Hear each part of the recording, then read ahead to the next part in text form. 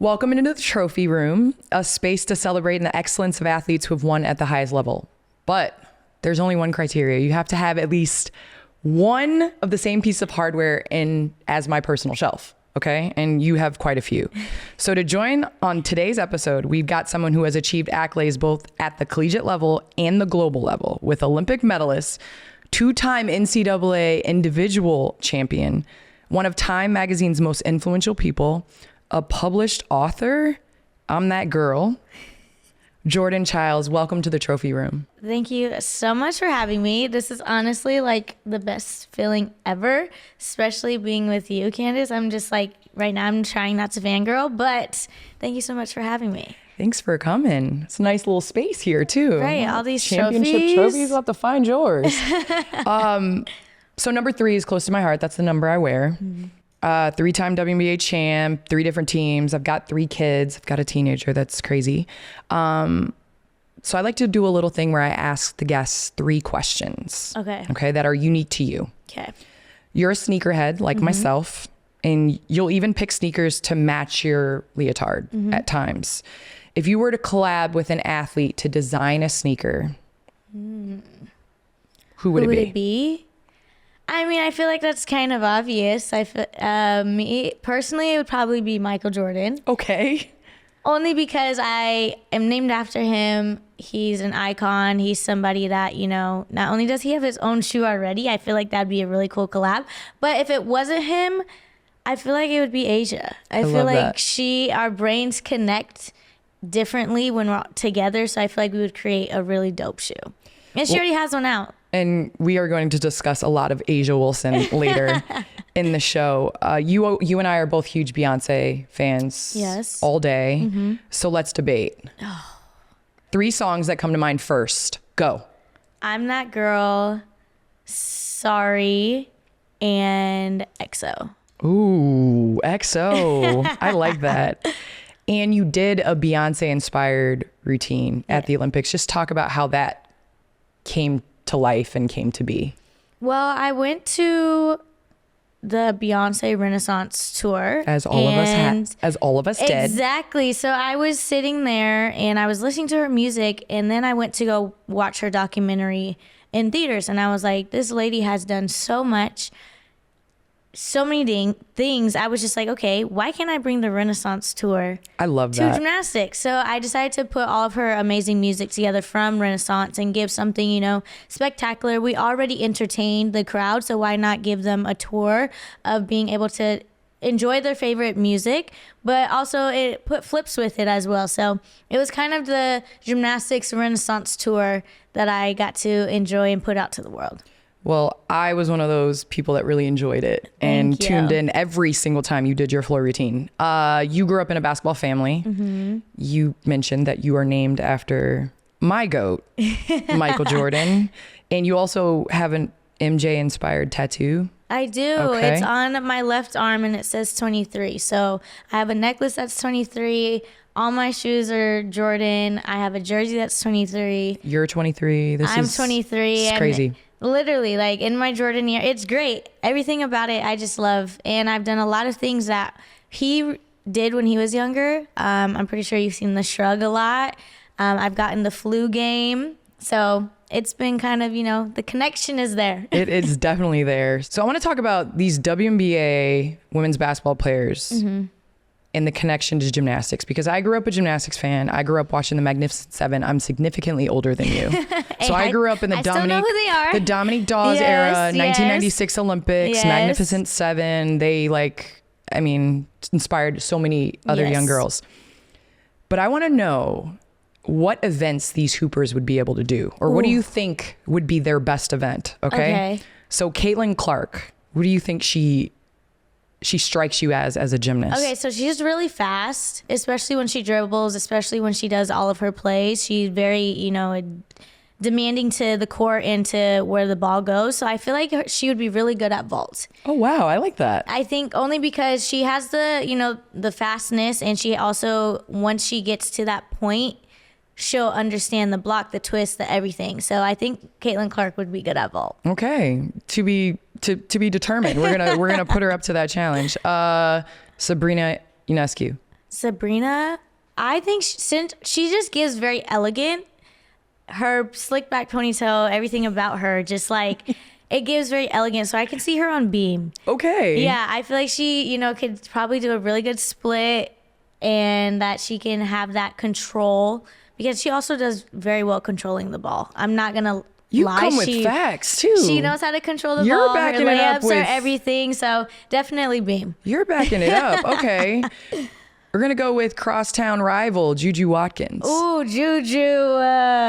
Okay, Juju is she has the moves. She does. She gives very dominant whether she's trying to, for instance, the Big Tens just happened. She was very grounded. This is what I'm doing. This is how I'm going to show out. So she's a showstopper. So I definitely could say floor. And that's okay, that says a lot. Juju, that's her event too. Okay. Asia Wilson. And you don't have to go all different events. You can No, repeat. I feel like Asia could be an all-arounder. I think Asia could be I like that. literally in each and every spot, because Asia has so many different techniques. Versatility. She literally, not only does she have the ability to, control herself, but she also knows how to be dominant in a lot of things. And seeing her on the court all the time is very inspiring. So I feel like she's an all-arounder in a lot of what she could do in gymnastics, whether it's vault, whether it's beam, whether she can, she does her little dance moves here and there. Oh, she does a lot of dance moves. Exactly. And especially bars, I feel like since she is taller, sometimes in gymnastics being a little lengthier gives a lot more detail in a handstand or something like that. So speaking of Asia Wilson, you and her were named one of the Times Women of the Year. And you all did an amazing photo shoot together. Saw the voiceover and the videos of you all connecting. What was it like to receive an honor like that? It was a dream come true, honestly. I think the biggest thing was understanding that I had the recognition that as a little kid I didn't get, and knowing that I'm a part of such amazing women in general, being a part of Time 100 Women, it still gets me. I have the magazine in my house and I just look at it every day wow, I'm very thankful. I'm very honored. And to do it with Asia, it was just even more amazing, because she has done so much within her life as well. And seeing the recognition in women's sports, and people are being able to understand that we don't just get to wake up and be this beautiful thing. We also do go through a lot, whether it's mentally, physically, emotionally. So it was just a really good feeling, and I'm very proud of myself that I'm able to be a part of such amazing covers. I was at the gala and I was seeing all the covers being seen, and I was like, oh my gosh, Beyonce was one. Oh my gosh, there's, Michelle Obama, there's all these amazing covers. So it was just an honor, and I wouldn't change the world for it. I think of every single moment that I've gone through, whether it was trauma, whether it was, an injury, and just to understand that I was able to come back stronger and be independent and just stand my ground of who I am. And standing your ground of who you are and being who you are at all times. I think the thing that I was so impressed with being Asia's teammate is that she was always unapologetically herself. Mm-hmm. And within this generation, you speak about being who you are for the younger generation. What does that look like on a daily basis? How difficult has that been of a process? Because sometimes the world's not okay with us being ourselves. Mm-hmm. It's been a crazy process. I definitely had to learn about myself before I felt like the younger generation could really be like, oh, I understand who she is. I understand where she's going and what she's trying to do. But learning myself only makes it easier for the younger generation to run faster and find themselves in a way for them to be protected and for them to stand their ground and say no when it's the right time. So I'm happy that now, a lot of people say Simone changed the game of what our sport's supposed to look like. And I can say I've changed the culture of what our sport looks like. And, whether it's my hair, whether it's my tattoos, whether it's my nails, and being able to finally find that within myself and embrace it more, I know that the younger generation, or even above me, they have the ability to do anything, because right now it's only showing more of what they're trying to do and what they're trying to pursue in their life. And speaking of the hair and I mean, first of all, the baby hair is always laid. I mean, you will finish the floor routine. You will finish practice. I don't know. There has been every single time your baby hair is laid. So just know that. Thank you. I be trying, you know. No, it is laid. Be trying. You released a memoir. Yes. I'm That Girl earlier this month. Yes. New York Times bestseller. Congratulations. Thank you at so 23 much. years young. I know. In writing that, what did you hope to put out to the world? What was your intention behind, you know, writing this? And this has been a statement. I mean, you talked about this at the Olympics about telling yourself, I'm that girl. What has this meant to you about being able to put this out in the world? And what was that process like? It's so funny that you asked me that, because I was on Twitter on the way here and I was looking at all the tweets people were saying. And one tweet that came across was saying that I was writing stuff that was misleading to readers. And when I was looking at it, I was a little confused and I was trying to understand, how can I mislead a story that is my own story? How can I mislead myself in a way of being like, okay, this is what I wrote. This is how I feel. This is, you know, and like you were saying, sometimes people don't like hearing the truth or hearing what's right. And so I just want everybody to understand that this story was something for you to understand how I am sitting here or standing at 23 years old, being this strong, being this independent, being this amazing woman trying to succeed in her life. And the trauma and all that stuff was something that I wanted to give out to the world. You know, I'm that girl just means really, you know, I can look in myself in the mirror and be like, okay, I've gone through a lot of stuff in my life. I've gone through trauma. I was verbally and emotionally abused by my coach. I was doing all these things, but yet those things only made me stronger.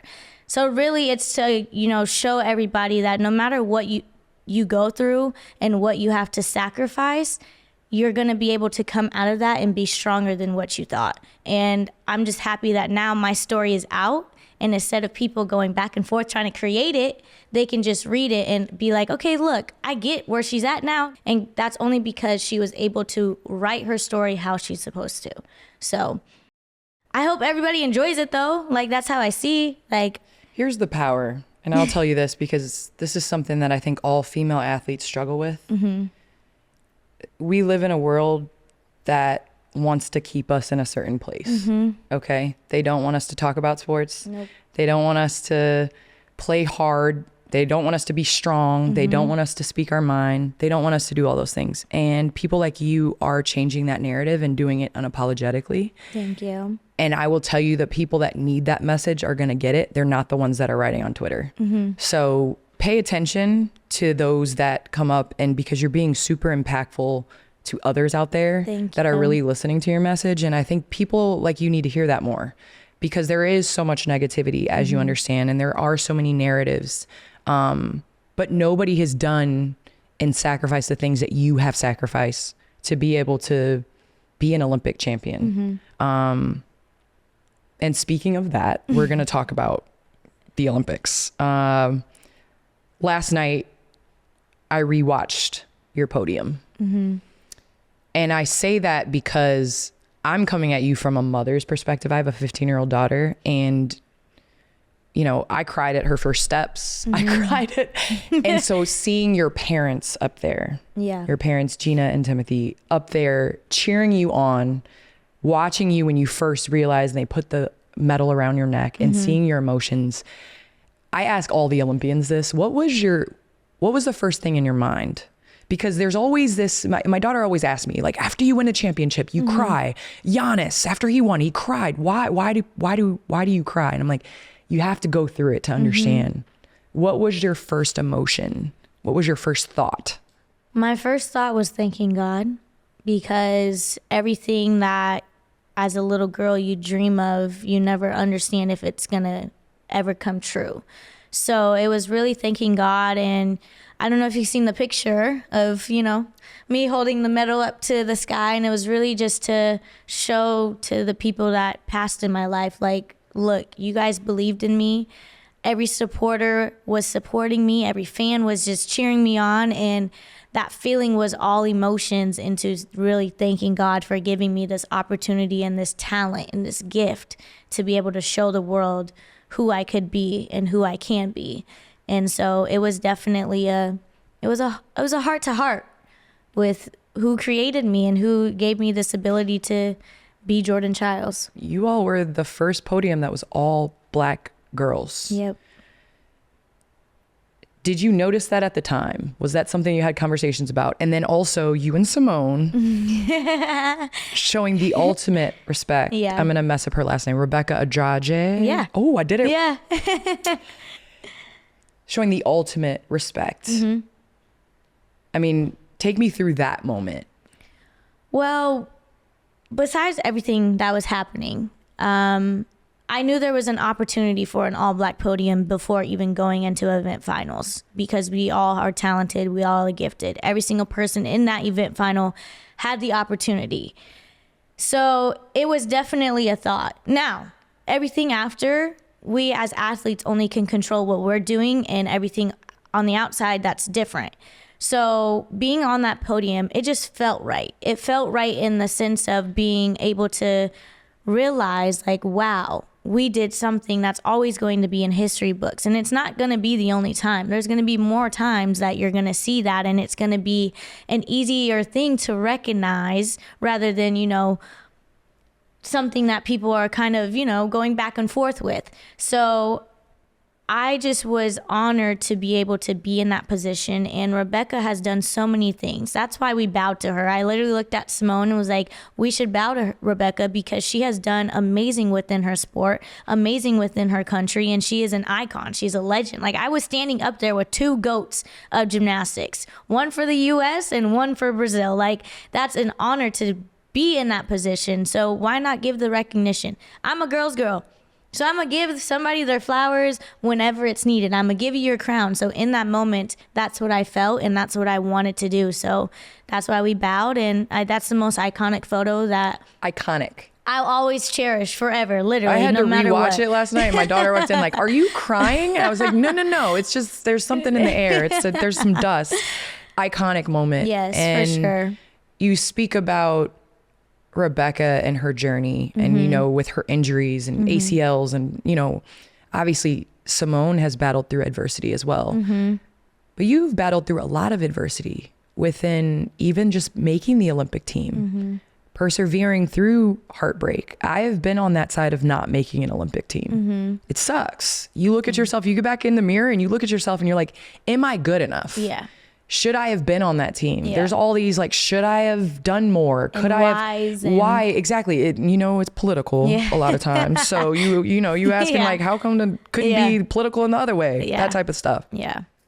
What did 2016 do to you? Because I'm a big believer in adversity doesn't just build character, it reveals it. And I feel like it revealed a lot of character in who you were as not just an athlete, but as a human. That time, I definitely found a lot within myself.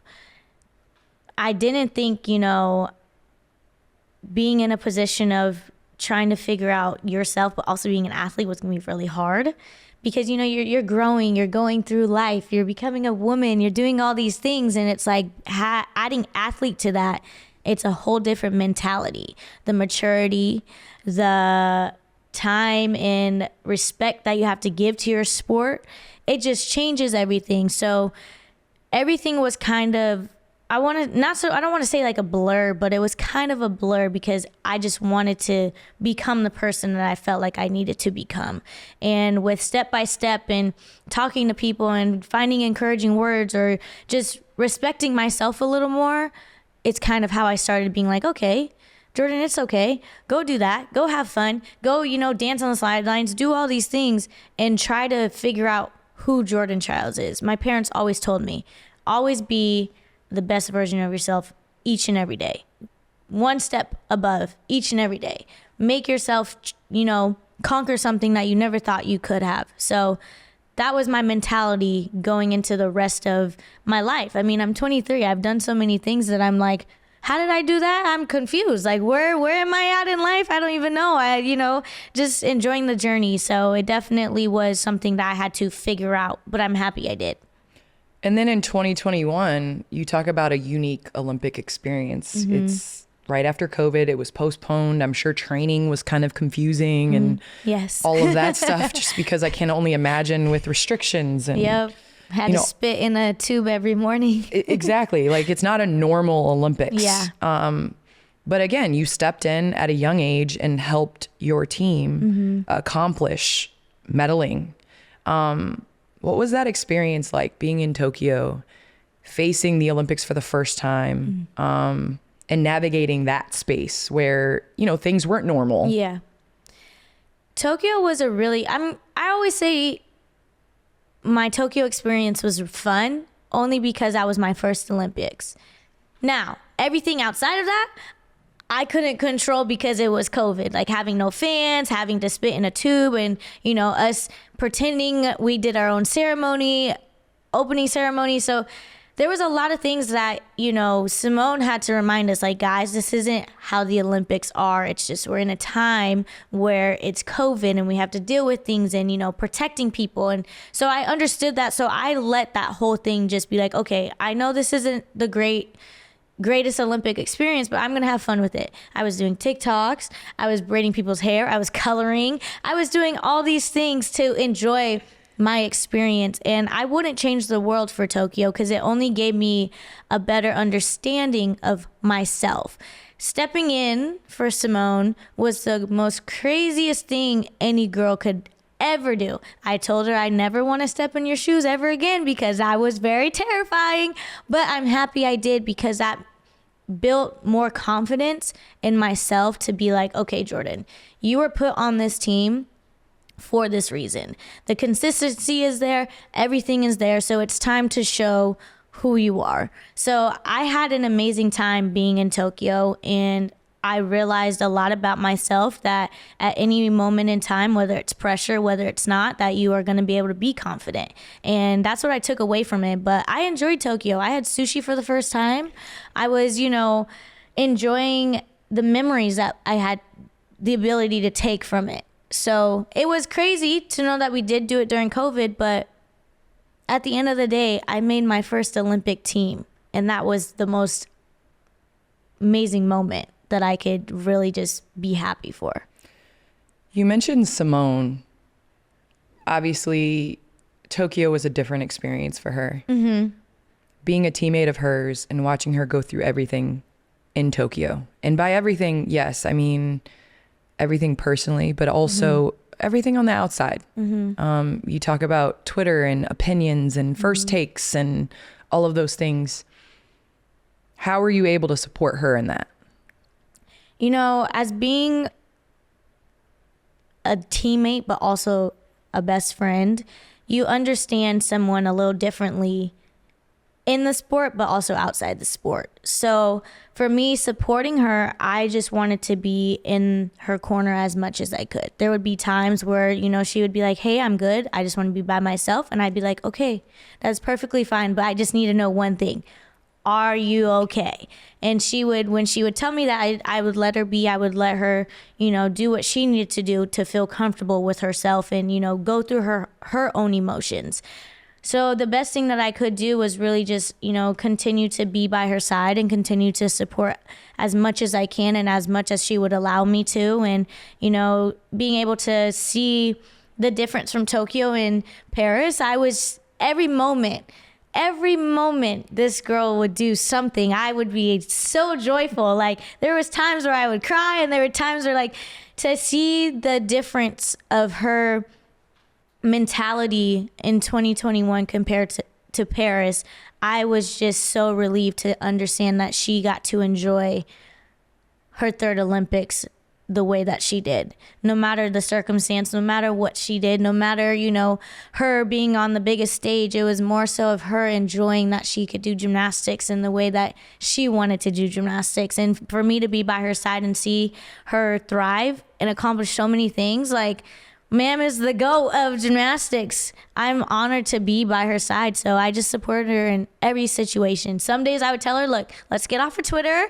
Let's just relax. Let's go get some food, do whatever we need to do. And it was just really fun to have a teammate like her. And I miss her every day. I think support from someone that knows what it's like to go through what you've gone through is super important. And I think everyone needs that. You know, where have you found support throughout this process within the case in which we're not gonna talk about it. You're good. I'm not gonna ask you about it. I know it's an ongoing court case and everything like that. And I want to be respectful of that. But I just want to know how you're doing and the support that you have around you, because I think that's super important. Like, everybody needs that extra person, that plus one, that person that they can call, yell, scream, do whatever with. And so I just want to check on you, because I think, you know, everybody needs support from someone and somewhere. Yeah, thank you. I can tell you 6 months ago when it first happened, I was not in the best state of mind. I, really, how we were saying earlier, going through that why me? What is this? Like, is it political? What's going on? Like, all those things were going through my head, and, I couldn't truly accept who I was during that time of being in the Olympics. I was like, there's no way. So now, being able to look past that 7 months ago now, I can really say, you know what, Jordan? You are a gold medalist. You came back with a team gold, and whatever happens with the bronze, it's still a bronze in my head. It's still a bronze in my heart. I still have the medal if anybody is asking. I still have it, and I can't really continue on my life with having something so small but so big in the world carry in my heart for the rest of my life. I can't let that happen. So now I'm enjoying life. I'm at UCLA. I'm doing everything that I can. I get to, enjoy the support now. Before, I couldn't, people would ask me, oh my gosh, I love you. We're here for you. We're supporting you. And for some reason, those words, I'm supporting you, I love you, and I'm here for you, felt so harsh. And I didn't understand why until now, is because I felt like I didn't deserve those words. I felt like I didn't deserve the I love you, I'm here supporting you, because I was still trying to figure out what is going on and why did this happen to me. But now I love it. Thank you guys all for the support. Thank you guys for always being there. Thank you guys for giving me this ability to enjoy my sport again, enjoy competing again, and enjoy being able to stand on my own 2 feet and be proud of what I've accomplished. Because now I can just let everything go. I'm letting everybody on the outside do what they need to do. Yes, I'm going to continue to fight, but I can only fight for so long. I can only fight for so much. I know what my right is. And I know what I've done to create this amazing ability to be this 2-time Olympian and Woman of the Year. I don't know what else I can, put aside. Well, sometimes as athletes, our gift is our curse. And I think that mentality of always wanting more and always wanting to feel like you deserve what you have and what you work for has served you well. Thank you. Right? And Thank I think you. sometimes it can be our curse and other things in life. And unfortunately, there are a lot of people out there that don't want to see people succeed. And they want to try to bring hate into whatever we're doing or however we're doing it or what we look like or things like that. And so I'm super proud to just see that you're standing in this and that you are accepting your flowers, because it's so hard sometimes for athletes to accept their roses, especially while they can still smell them. So I'm gonna say, I hope that this isn't the last Olympics selfishly. And I know I've read, you said, it's not a yes, but it's not a no. Yes. So I just, selfishly, I think for 28, I will tell people this. They always say an athlete can mentally go on and on and on. It's more about the physical part of everything. And physically, if I am okay, if I am able, if I am, never know. I'm focusing right now on my, college and being at UCLA. But we'll see what happens. But like you said, it's not a, it's 50-50 It's right not now. a yes, it's not a no. I'll take it. I will take it. It's still in my head. Trust me, I think about it every day. So. Well, one thing I know that I love about you, you're going to do things your way. And I say that in your nails. Yes. You got the tattoos. Yes. You got the hair. Yes. You got the piercings. You wore a grill. Yes, I on did. the podium. I did. So you are a fashion icon. I'm going to declare it now. What is more like, what would you compare your style to? How did you grow into your style? And what would you like to do with it in the future? Because I feel like this is a passion of yours. Oh, I love fashion. Fashion has always been with me ever since I was little. You know, I used to have those little sketchbooks, and with, you know, how you can get the stickers and put the dresses. And yeah, I used to have one of those. And I grew up with sneakers. My mom was a huge sneakerhead. So I knew all about the different Jordans, the different Dunks, the different, you know, Air Forces, all these crazy different sneakers. And I think how I see it is it's okay to be fashionably late. That's how I see it. Because in the world of fashion, there's always something that's unique about your outfit. And for me, it was always shoes.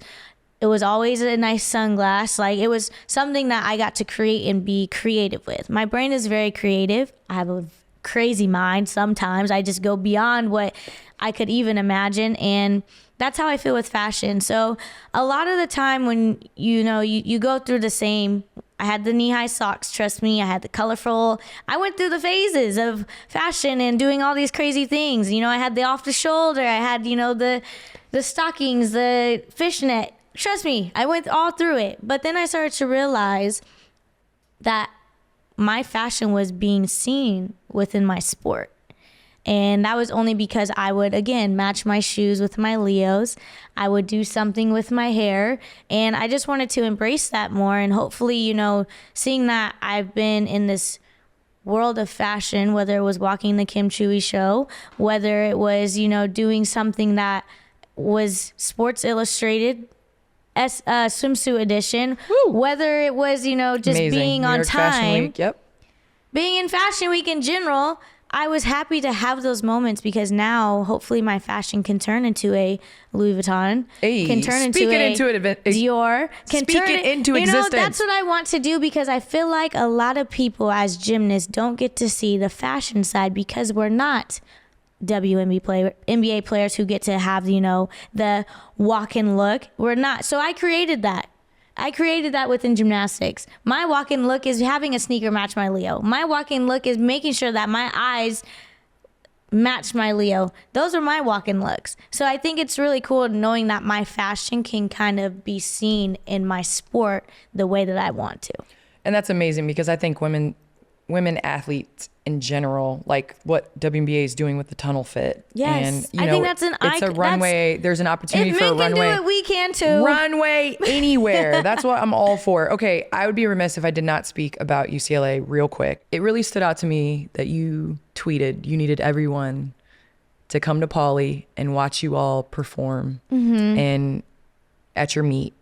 And there was a record crowd that showed up to watch you all compete. There was. And I just think that within women's sports, it's so important to have people like yourself that are advocates for the sport, because then when people come, they come back because they see how cool and special and amazing of an experience it is. What can you say about that meet? Everyone coming to watch and support and, you know, be a part of what UCLA Bruins gymnastics is about. Well, first off, record is crazy. I didn't think, to tell you the truth, I don't really, okay, I really do pay attention to the crowd, but I don't at the same time. I pay attention when it's time for me to like get the crowd hype, but then other than that, I kind of just, everything's a blur. So knowing that we had, first we beat a record, like we're not like an LSU, we're not like an OU, but yet we are because we have a competitive mind. We are known to be greats and we leave legacies, and, you know, that's something that we do. We have the most amazing floor party for a reason. So the reason why I put on Twitter, the reason why I wanted people to come and show out is because not only is this entertainment, but it's something that I want the world to see. As in college, it's the same gymnastics you would see in Team USA. It's the same gymnastics you would see at, you know, a U.S. championship. So I think it's really cool to know that I was able to get all those people there to see that we still have fun and it's still us flipping and we're doing all these crazy things. So why not enjoy it? We get to represent UCLA, one of the #1 schools in the nation. Like, it's UCLA, so why not come and have fun? And it was senior night. I wanted the seniors to feel special and do everything, you know, that they could do in front of an amazing crowd. And I knew at some point in my career of being at UCLA, we were going to have a record, or at least a sold out Poly. Like, I wanted it to happen at some point. So for it to be that unique and fun, hopefully more people will come out and, you know, give us the opportunity to show you, like, we are as big as any other school and that we want to continue to shine and inspire. Well, you're an amazing advocate for that, as well as a role model for other little girls. And so I'm definitely going to come out and watch you, bring my kids out. All right. So before we get out of here, we're going to play a little game. I'm going to read you a quote. Okay. Okay. About yourself. And you've got to tell me who said it. Who said it? Okay. Just hear me out. Oh, no. Okay. I can't say enough about the unique person she is. To be able to handle everything on her plate and handle it with so much excellence, it inspires me every single day. When I wake up tired, I look at her day before looked like, and I'm like, you know what? I got this. It was Simone. She probably would say that, but No. It's your head coach. Oh It's your my UCLA gymnastics head gosh. coach. Janelle McDonald. And she said that 4 days ago, so it was pretty recent. Oh, so wow. There you go. But Simone would say that. She but would. That's why I was like, Yeah. wait, okay. Simone would say that, but No, it wasn't her. Janelle McDonald. Janelle, oh my gosh. Wow, coach, thank you. I appreciate you. Thank you so much. I really appreciate you joining the trophy room. Continue to be an inspiration. Thank and you. I'm so happy for you and the space Thank that you're you. in, and continue to dominate your Jordan year. Thank you so much.